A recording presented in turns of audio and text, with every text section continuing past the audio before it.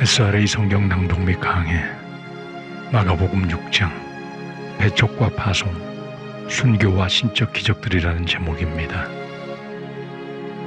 마가복음 6장 1절부터 56절까지 낭독합니다. 예수께서 거기를 떠나사 고향으로 가시니 제자들도 쫓으니라. 안식일이 되어 회당에서 가르치시니 많은 사람이 듣고 놀라 가로되 이 사람이 어디서 이런 것을 얻었느뇨? 이 사람의 받은 지혜와 그 손으로 이루어지는 이런 권능이 어찌 됨이뇨? 이 사람이 마리아의 아들 목수가 아니냐? 야고보와 요셉과 유다와 시몬의 형제가 아니냐? 그 누이들이 우리와 함께 여기 있지 아니하냐 하고 예수를 배척한지라. 예수께서 저희에게 이르시되 선지자가 자기 고향과 자기 친척과 자기 지부에서는 존경을 받지 않음이 없느니라 하시며 거기서는 아무 권능도 행하실 수 없어 다만 소수의 병인에게 안수하여 고치실 뿐이었고 저희의 믿지 않음을 이상히 여기셨더라. 이에 모든 촌에 두루 다니시며 가르치시더라. 12 제자를 부르사 둘씩 보내시며 더러운 귀신을 제어하는 권세를 주시고 명하시되 여행을 위하여 지팡이 외에는 양식이나 주머니나 전대의 돈이나 아무것도 가지지 말며 신만 신고 두보롯도 입지 말라 하시고 또 가라사대 어디서든지 네 집에 들어가거든 그곳을 떠나기까지 거기 유하라. 어느 곳에서든지 너희를 영접치 아니하고 너희 말을 듣지도 아니하거든 거기서 나갈 때 발 아래 먼지를 떨어버려 저희에게 증거를 삼으라 하시니 제자들이 나가서 회개하라 전파하고 많은 귀신을 쫓아내며 많은 병인에게 기름을 발라 고치더라. 이에 예수의 이름이 드러난지라 헤롯 왕이 듣고 가로되 이는 세례 요한이 죽은 자 가운데서 살아났도다. 그러므로 이런 능력이 그 속에서 운동하느니라 하고 어떤 이는 이가 엘리야라 하고 또 어떤 이는 이가 선지자니 옛 선지자 중에 하나와 같다 하되 헤롯은 듣고 가로되 내가 목배인 요한 그가 살아났다 하더라. 전에 헤롯이 자기의 동생 빌립의 아내 헤로디아에게 장가든 고로 이 여자를 위하여 사람을 보내어 요한을 잡아 옥에 가두었으니 이는 요한이 헤롯에게 말하되 동생의 아내를 취한 것이 옳지 않다 하였음이라. 헤로디아가 요한을 원수로 여겨 죽이고자 하였으되 하지 못한 것은 헤롯이 요한을 의롭고 거룩한 사람으로 알고 두려워하여 보호하며 또 그의 말을 들을 때 크게 번민을 느끼면서도 달게 들음이러라. 마침 기회 좋은 날이 왔으니 곧 헤롯이 자기 생일에 대신들과 천부장들과 갈릴리의 귀인들로 더불어 잔치할세. 헤로디아의 딸이 친히 들어와 춤을 추어 헤롯과 및 앉은 자들을 기쁘게 한지라. 왕이 그 여아에게 이르되 무엇이든지 너 원하는 것을 내게 구하라. 내가 주리라 하고 또 맹세하되 무엇이든지 내가 내게 구하면 내 나라의 절반까지라도 주리라 하거늘. 저가 나가서 그 어미에게 말하되 내가 무엇을 구하리이까? 그 어미가 가로되 세례 요한의 머리를 구하라 하니 저가 곧 왕에게 급히 들어가 구하여 가로되 세례 요한의 머리를 소반에 담아 곧 내게 주기를 원하옵나이다 한데 왕이 심히 근심하나 자기의 맹세한 것과 그 앉은 자들을 인하여 저를 거절할 수 없는지라. 왕이 곧 시위병 하나를 보내어 요한의 머리를 가져오라 명하니 그 사람이 나가 옥에서 요한을 목베어 그 머리를 소반에 담아다가 여아에게 주니 여아가 이것을 그 어미에게 주니라. 요한의 제자들이 듣고 와서 시체를 가져다가 장사하니라. 사도들이 예수께 모여 자기들의 행한 것과 가르친 것을 낱낱이 고하니 이르시되 너희는 따로 한적한 곳에 와서 잠깐 쉬어라 하시니 이는 오고 가는 사람이 많아 음식 먹을 겨를도 없음이라. 이에 배를 타고 따로 한적한 곳에 갈새 그 가는 것을 보고 많은 사람이 저희인 줄 안지라 모든 고을로부터 도보로 그곳에 달려와 저희보다 먼저 갔더라. 예수께서 나오사 큰 무리를 보시고 그 목자 없는 양 같음을 인하여 불쌍히 여기사 이에 여러 가지로 가르치시더라. 때가 저물어가매 제자들이 예수께 나와 여쭤오되 이곳은 빈들이요 때도 저물어 가니 무리를 보내어 두루 촌과 마을로 가서 무엇을 사 먹게 하옵소서. 대답하여 가라사대 너희가 먹을 것을 주라 하시니 여짜오되 우리가 가서 200데나리온의 떡을 사다 먹이리이까. 이르시되 너희에게 떡 몇 개가 있느냐 가서 보라 하시니 알아보고 가로되 떡 5개와 물고기 2마리가 있더이다 하거늘. 제자들을 명하사 그 모든 사람으로 때를 지어 푸른 잔디 위에 앉게 하시니 때로 혹 100씩 혹 50씩 앉은지라. 예수께서 떡 5개와 물고기 2마리를 가지사 하늘을 우러러 축사하시고 떡을 떼어 제자들에게 주어 사람들 앞에 놓게 하시고 또 물고기 2마리도 모든 사람에게 나누어 주시매 다 배불리 먹고 남은 떡 조각과 물고기를 12바구니에 차게 거두었으며 떡을 먹은 남자가 5,000명이었더라. 예수께서 즉시 제자들을 재촉하사 자기가 무리를 보내는 동안에 배 타고 앞서 건너편 벳세다로 가게 하시고 무리를 작별하신 후에 기도하러 산으로 가시다. 저물매 배는 바다 가운데 있고 예수는 홀로 무태 계시다가 바람이 거스림으로 제자들의 괴로이 노젓는 것을 보시고 밤 사경 즈음에 바다 위로 걸어서 저희에게 오사 지나가려고 하시매 제자들이 그의 바다 위에 걸어오심을 보고 유령인가 하여 소리 지르니 저희가 다 예수를 보고 놀람이라. 이에 예수께서 곧 더불어 말씀하여 가라사되 안심하라 내니 두려워 말라 하시고 배에 올라 저희에게 가시니 바람이 그치는지라. 제자들이 마음에 심히 놀라니 이는 저희가 그 떡 떼시던 일을 깨닫지 못하고 도리어 그 마음이 둔하여졌음이로라. 건너가 게네사렛 땅에 이르러 대고 배에서 내리니 사람들이 곧 예수신 줄 알고 그 온 지방으로 달려 돌아다니며 예수께서 어디 계시단 말을 듣는 대로 병든 자를 침상채로 메고 나아오니 아무데나 예수께서 들어가시는 마을이나 도시나 촌에서 병자를 시장에 두고 예수의 옷가에라도 손을 대게 하시기를 간구하니 손을 대는 자는 다 성함을 얻으니라. 아멘. 핵심을 정리합니다. 5장에서 군대 귀신을 쫓아내고 12년 혈루병 여인을 고치시고 죽은 야이로의 딸을 살리시는 기적을 행하신 예수님은 이제 6장에서 고향으로 돌아가시어 배척당하시고 전도를 위해 제자들을 파송하며 세례 요한의 순교 사건과 오병이어의 기적과 무리를 걷는 신의 모습이 기록됩니다. 1절부터 6절까지 예수님께서는 제자들과 함께 고향인 나사렛으로 돌아가시어 가르치시나 그 가르침과 지혜와 권능에 놀라지만 이를 통해 예수님을 영접하는 것이 아니라 예수님에 대한 육적인 선입견, 즉 목수에 불과하다는 사실을 극복하지 못하고 오히려 예수님을 배척합니다. 누가복음 4장에서는 나사렛 사람들이 예수님을 낭떠러지에서 밀쳐 죽이려고 하였다고 기록하고 있습니다. 3절에서 마리아의 아들이라는 표현은 마가복음서에만 나오는 기록이며 마태복음 13장에서는 목수의 아들, 누가복음 4장에서는 요셉의 아들로 예수님을 지칭하고 있으나 본문에서는 마리아의 아들이라고 표현하며 예수님을 모독하고 권위를 떨어뜨리려는 분위기를 잘 나타내고 있습니다.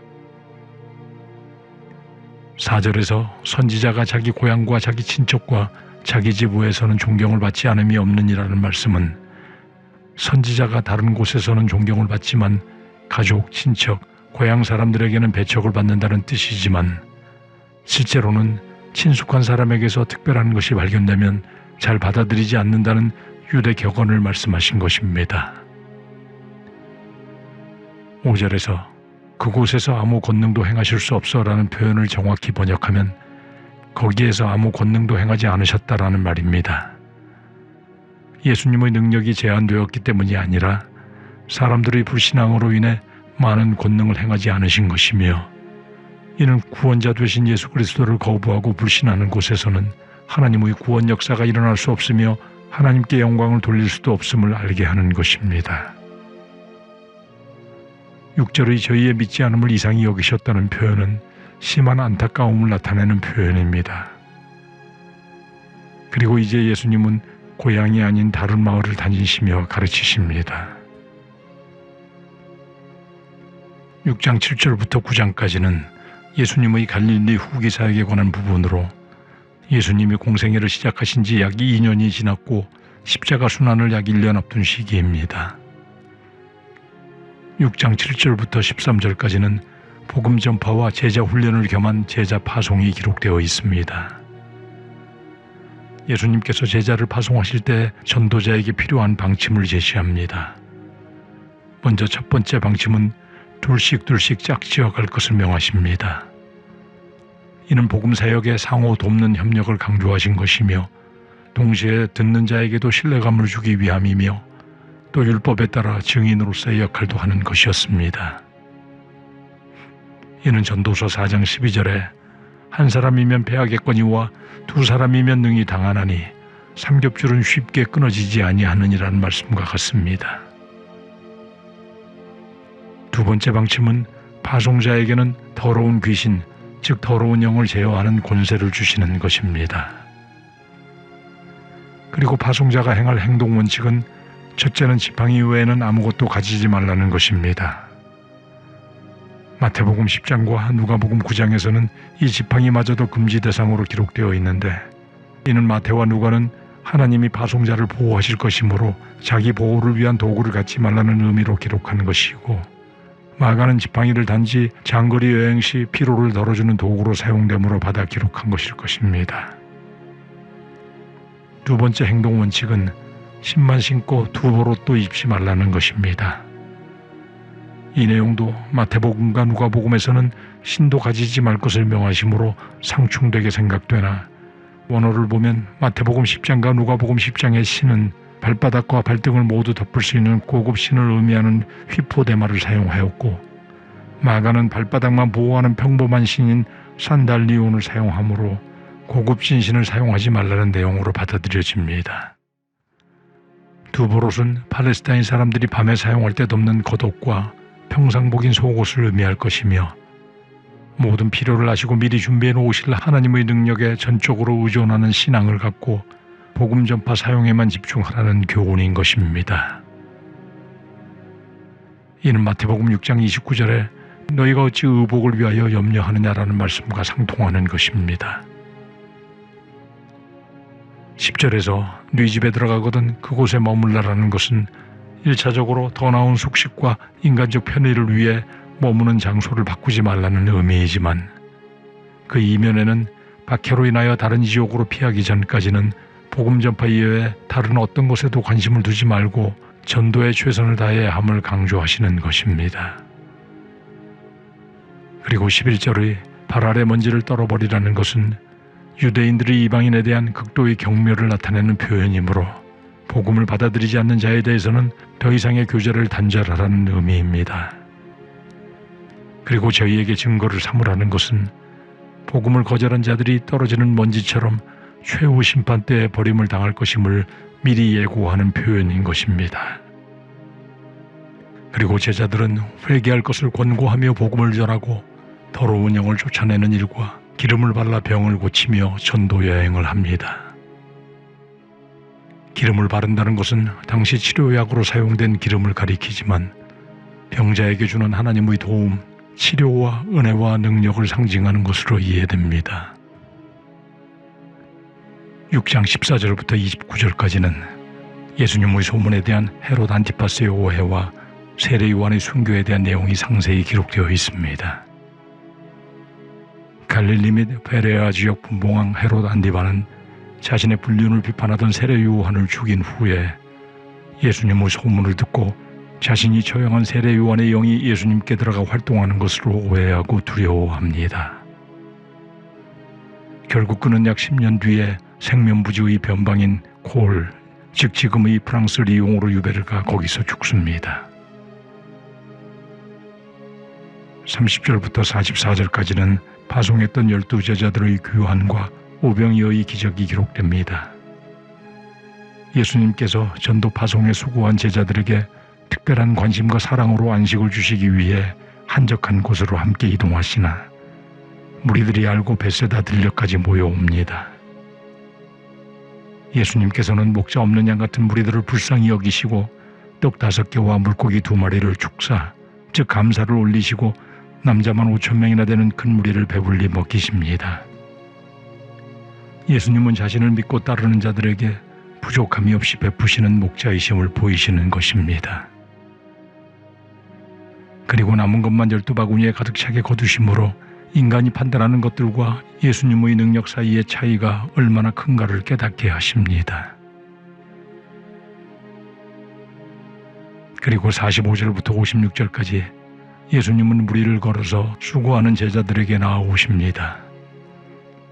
오병이어 기적을 보고 흥분에 휩싸인 제자들이나 무리들과 달리 예수님은 제자들을 배로 먼저 건너편 벳세다로 보내시고 무리를 돌려보낸 후에 조용한 기도할 장소로 떠나십니다. 그리고 제자들이 역풍을 맞아 힘들게 노를 젓고 있는 밤사경, 즉 새벽 3시에서 6시 사이에 예수님은 무리를 걸어서 제자들 앞에 나타나십니다. 49절에서 제자들은 놀라 유령인가 소리칩니다.